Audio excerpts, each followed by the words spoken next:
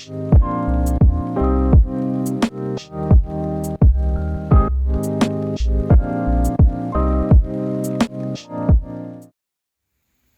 everyone, so this is the current work in progress, and as you can see, I've started to really carve away at a lot of the orange and purple blobs, and so the wildflowers are really starting to form and kind of come to life. Though I will say, I think I'm at a point in this drawing where I feel kind of lost. And I remember in my old drawing that I just finished for Primavera, this was kind of the same thing when I got to the part where I was carving away at the wildflowers. It started to get a little, not crazy, but overwhelming, I would say.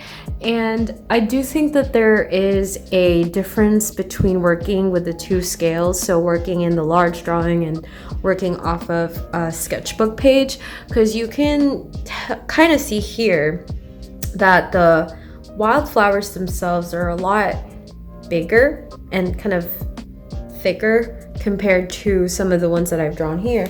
And I think that's partly because if you think about the scale of the sketchbook page and the nub of an oil pastel, that kind of makes sense scale-wise on how these ended up looking the way that it does in this sketch. But over here in the big drawing, I mean, if you kind of compare, that's about the same size as those wildflowers in the sketch. But I think I'm just getting skewed with the scale, and I'm a little married to this first sketch, and I think maybe that's why I'm seeing a little bit of a contrast between the two, and I feel a little conflicted about the current progress. But like I said, I think this is part of the process, and I really just need to keep working at it and really carve away more of the orange, because I think once I do, I'll be able to really step back and adjust the scale a little bit once all of it is carved away. And so yeah, I think I'm gonna keep working on this for a little bit, but I also wanted to try to do another iteration of the sketch using Procreate. So maybe when we get to a point with this one, we can jump onto creating those different iterations.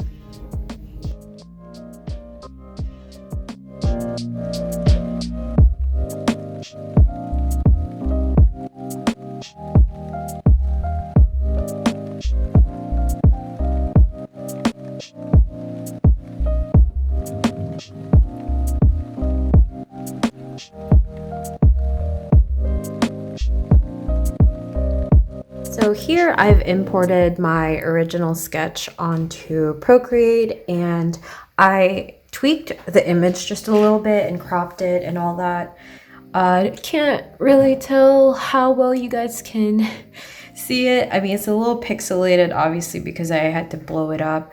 But like I said, this is just for experimental purposes, and I'm not trying to digitize this sketch anyway. So we're just gonna play around and see a few different options that I just want to see how it would look like if I did it a certain way, and maybe that'll help me translate it to my current work in progress, where I feel a little lost on. But that's why I took a picture of that drawing as it stands now and this sketch, so that I can doodle on both sketches, just because, as I mentioned, this sketch is very different than how the current drawing is, and so obviously it won't be an accurate depiction if I start working on this one. So that's why I'll be doodling on the actual drawing also later, once I finish kind of going through this one. But yeah, let's just get right to it.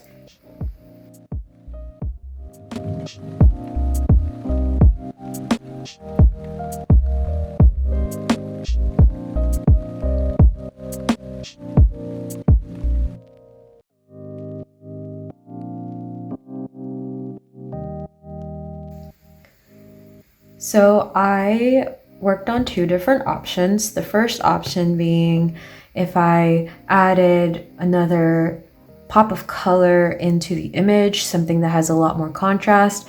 And then the other iteration is if I added something lighter or something that has a more distinct form or shape. So kind of like dandelions, how the roundedness of them are very, very recognizable, even if you are in, you know, a field or a meadow full of other flowers. And so those are the two different things that I'm looking at, and I don't know which one I like best. Actually, I think they both give off different vibes and different feelings. I wonder how it would look like if I did both of them. That's really too much now. But I wonder if I play with maybe the opacity of the dandelions. I mean, that's kind of cute, but definitely not doing both of them at the same time. I'm just really trying to see which mood I think fits my image best, though I am kind of leaning towards more of this first iteration. I just really like how the red looks in contrast to the green. But I do like the roundedness of the dandelions on this one, but I don't know. It's gotta be something that I'll have to see more of and think more of about before I commit to changing my current drawing. So we're gonna try to import the current drawing and see how this would look like on that one.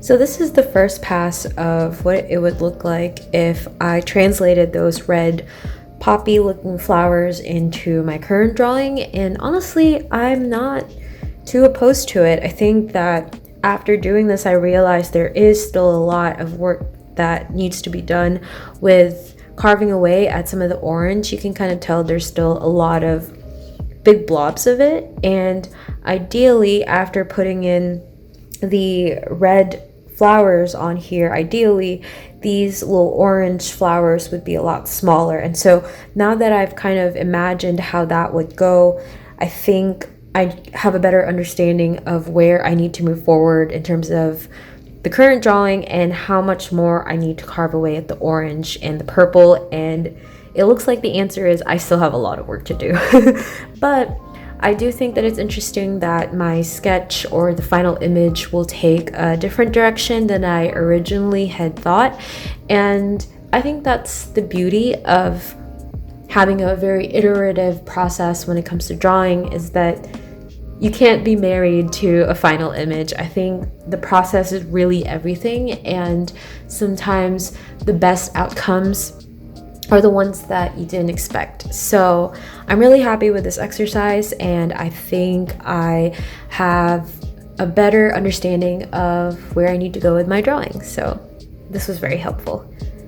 So for the rest of the video, one thing that I feel like I still haven't shared much of in my previous art vlogs is my sketchbook and what I typically do when it comes to sketching or when I'm just wanting to jot down something fast. And I've been meaning to share this sketchbook with you guys, but I just don't feel very confident about it. I don't know why, but this is my quote-unquote sketchbook that I binded myself, and it's very shoddy. You can kind of tell. Not too long ago, I actually bought a bookbinding kit because ever since I started with pastels, I really fell in love with the Canson Mi-Teintes paper, and I just wanted to use that paper for sketching too. But I had this big pad of it and I didn't want to waste it and not use it So I decided, oh, you know, it might be interesting if I just make a sketchbook out of it, and that might be fun and I could learn something new. And so I decided to buy a bookbinding kit from Amazon, and I've binded a book once before, I think in college for some kind of workshop, but ever since then I never really, you know, had the experience to get better at bookbinding or really learn more about it. And so I decided it might be a very interesting thing to pick up, is instead of buying sketchbooks in the future, I can just make my own. And so I bought a bookbinding kit, and this was the product of that. And here you can kind of see the Canton-Mitance paper that I was talking about, that I cut up and folded and made a cover and then binded. So this is my sketchbook, though I will say I have not used this much at all since I made it. And I think partly because I just kind of felt defeated with the end product of it. I'm not very happy with how I ended up binding it. And so I think in the future, I know better what to do when it comes to binding a sketchbook for myself. And so maybe I can do another video, a separate video on that, making another sketchbook for my oil pastel work. But I think another reason why I haven't really used this as much is, well, first of all, I've been very busy with work and all that stuff. So I haven't really had the chance to just, you know, enjoy like a night and sketch. Ever since I started working on these big pieces too, I felt like, oh, I should just spend my time on those pieces than like doing a sketch or whatever. But I'm realizing now how important it is to actually try to sketch a little bit every day. It really helps improve your drawing skills. But I mean, I have a few sketches on here that I'm really embarrassed to share. Maybe I will share them in the future, but I think that I have this thing with sketchbooks, and it's kind of like a fear of sketchbooks, or a fear of completing a sketchbook. I don't know why I feel paralyzed sometimes to sketch on a sketchbook. I don't think I've ever really completely finished a sketchbook, and I don't know how other artists are when it comes to like sketchbooks and stuff, but I feel like the more that I have a sketchbook, especially the more pages that it has, the more I don't use it, and the more I actually feel like, I don't know, I need to do something with it, or like that it needs to be a certain way. And so I think that's one of the things that I want to work on a little bit better about, is to actually take my time and complete a sketchbook and really own up to the process of drawing and the process that it takes to get better at it. And I think in my head, I have this connotation of, oh, the best artists, they have like a sketchbook that's all filled out, and it's has their doodles and their writings and all of these things, and like all the sketches look amazing. And I think that's part of my anxiety and my lack of confidence in myself, that I feel like I need to make a sketchbook perfect. But I mean, really, it's a sketchbook. It doesn't need to be anything. It can literally be anything you want it to be.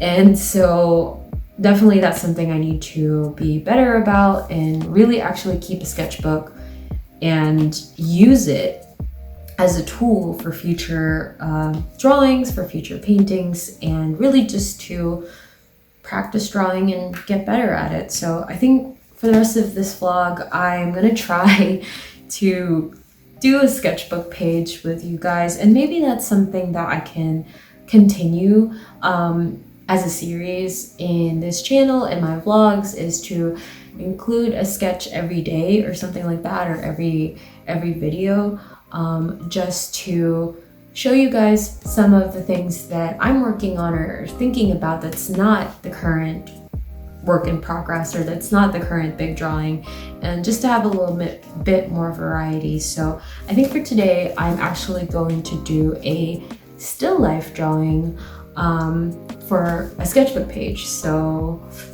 we'll see how that goes. So for today's still life, we're actually going to be picking a couple of jalapeno peppers that we've been growing in our vegetable garden. And so we have these two guys that have really bloomed the past couple of days. There was one that I already picked off the other day, and so we're just gonna pick off these two guys and use them for our still life. So there they are. So this is my quick still life setup. I actually didn't have a nice little backdrop cloth, so I just kind of took this white towel that I could find, just so there's a little something that it could have a base on. But I also added this lemon that I found from our fruit basket, just to add a little bit more interest into the still life and just another pop of color. But I thought this was a really interesting idea that just popped up in my head to do a quick still life study. But yeah, let's just jump right into it and see how this goes.